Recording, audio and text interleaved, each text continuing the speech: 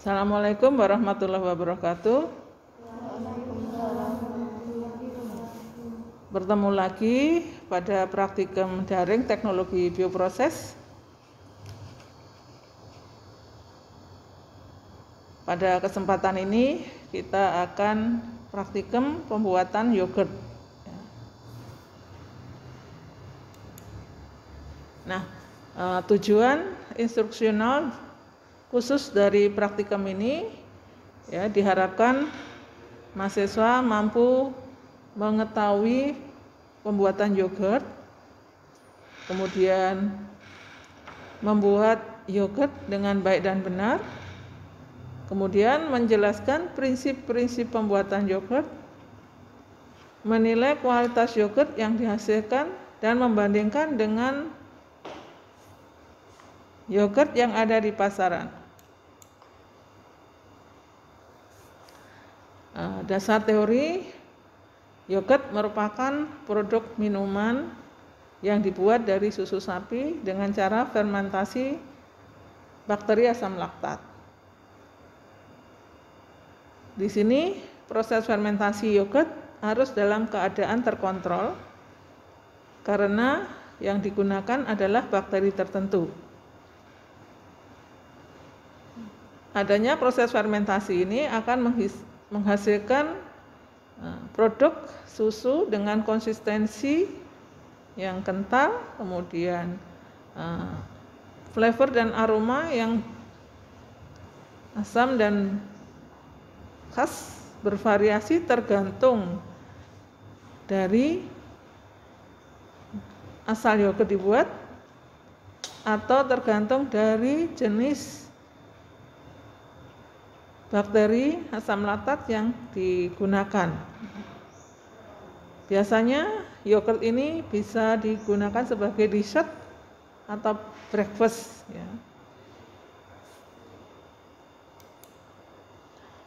Ada dua jenis bakteri yang berperan dalam pembuatan yogurt, yaitu Streptococcus thermophilus dan Lactobacillus bulgaricus.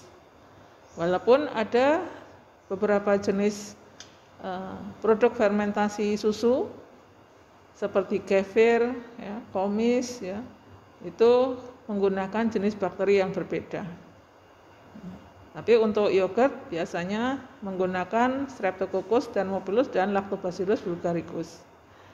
Karena kedua jenis bakteri ini mempunyai simbiose mutualisme ya, yang memberikan pengaruh satu sama lainnya. Sehingga produk-produk yogurt yang di pasaran itu mempunyai cita rasa masing-masing karena memang perbandingan antara kedua bakteri ini yang berbeda. Aktivitas yang ada di dalam proses fermentasi yogurt yang pertama adalah bakteri Streptococcus thermophilus. Nah, bakteri ini akan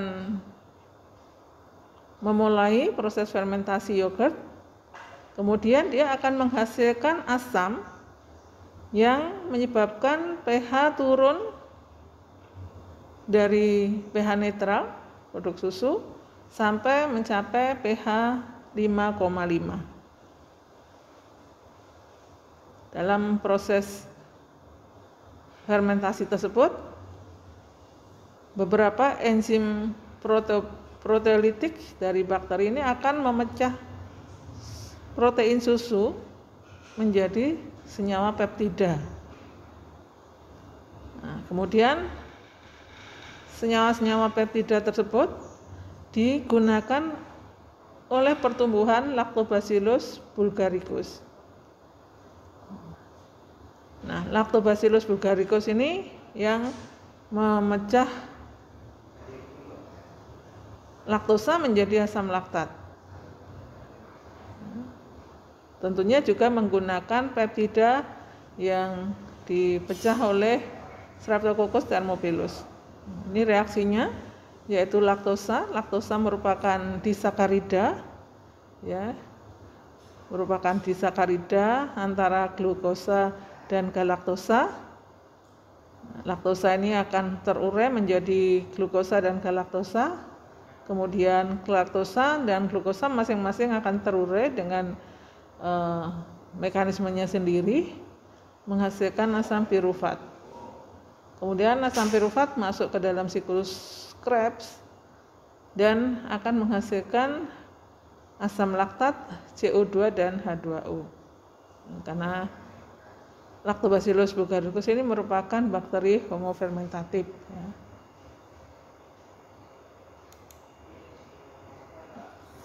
Proses fermentasi yang kedua ya, yang dilakukan oleh Lactobacillus bulgaricus tadi akan menyebabkan pH-nya akan turun karena bakteri tersebut akan mengubah tadi glukosa atau laktosa menjadi asam laktat sehingga pH-nya sekitar 4,2 sampai 4,4. Karena pH-nya rendah, maka asam laktat ini akan menyebabkan koagulasi dari protein susu sehingga yogurt konsistensinya kental.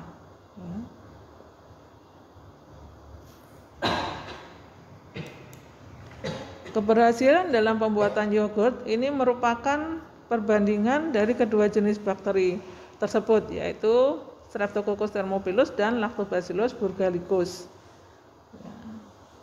Kemudian juga komposisi susu ya, atau substratnya ya, biasanya untuk meningkatkan kadar bahan kering kita tambahkan susu skim. Kemudian kondisi fermentasi yang tepat dan baik ya. Dan hygiene dan sanitasi proses. Alat dan bahan yang kita gunakan dalam pembuatan yogurt yang pertama adalah panci, gelas ukur, toples dan tutupnya sebagai fermentor. Kalau punya fermentor bisa gunakan fermentor. Kemudian timbangan, kompor, sendok, ya, pengaduk, termometer, pH meter, corong, bunsen, kemudian fermentor atau inkubator.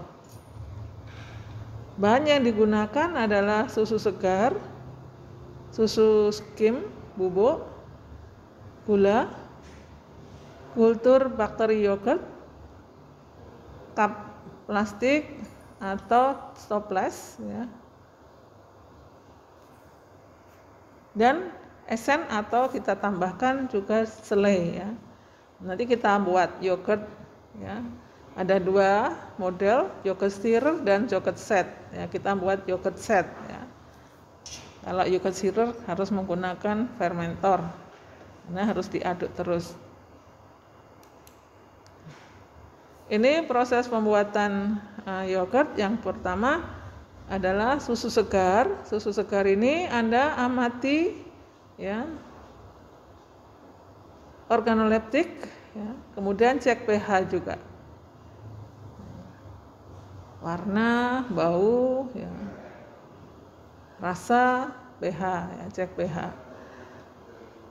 Kemudian dilakukan standarisasi ya. Karena biasanya semakin banyak tinggi bahan kering itu akan semakin bagus. Kita tambahkan susu bubuk skim 2-5%, kemudian kita tambahkan gula sekitar 1-10%. Ini tergantung tujuannya ya, apakah lebih manis atau tidak ya. Kemudian kita tambahkan bahan penstabil sekitar 0,3%. Karena dalam proses pembuatan yogurt nanti apabila tidak bagus, ini akan terjadi pemisahan antara air dengan padatan. Kemudian setelah distandarisasi, kita lakukan proses pasteurisasi. Pasteurisasi merupakan pemanasan atau proses termal dengan menggunakan suhu di bawah titik didih, yaitu sekitar 95 derajat Celcius dengan waktu sekitar 5 menit. Atau begitu susunya sudah mendidih langsung dimatikan. Tujuannya adalah agar emosi susu tidak pecah. Nanti sehingga pada saat proses fermentasi konsistensinya akan baik. Setelah pasteurisasi dilakukan proses homogenisasi. Homogenisasi ini adalah tujuannya untuk mengecilkan globula lemak ya, agar nanti pada saat terjadi pengentalan atau bentuk curd, nanti butirannya akan halus sehingga akan konsisten di dalam susu yang dihasilkan atau yogurt yang dihasilkan. Selanjutnya didinginkan, kemudian dilakukan proses inokulasi. Inokulasi ini adalah pemberian kultur atau starter aktif dari bakteri yogurt, dalam hal ini campuran antara Streptococcus thermophilus dengan Lactobacillus burghalicus. Penambahan bisa sekitar 5-10% tergantung dari tujuannya. Kemudian setelah ditambahkan kita masukkan dalam fermentor atau inkubator ya, untuk melakukan proses fermentasi. Fermentasinya tergantung pada suhu. Apabila suhunya sekitar 45 derajat Celcius itu bisa menjadi yogurt sekitar 5 jam. Jika pada suhu ruang suhu 30, maka kita fermentasi selama 1 malam atau 1 hari. Setelah jadi, maka kita lakukan proses pendinginan. Guna pendinginan apa? Untuk mencegah terjadinya fermentasi berlanjut. Kemudian kita tambahkan flavoring atau essence ya. Tergantung nanti ini apakah digunakan sebagai yogurt breakfast atau digunakan sebagai yogurt drink. Kalau yogurt drink kita tambahkan air gula, kemudian kita tambahkan juga air ya, diencerkan, kemudian dikemas dalam botol. Sedangkan kalau untuk menjadi untuk yogurt ya, kita tambahkan saja buah-buahan ya, atau selai ya, kemudian kita cupping ya. Nah, kemudian kita lakukan uji yogurt ya, uji pH tadi ya, jangan lupa. Kemudian uji organoleptik, warna, bau, rasa ya.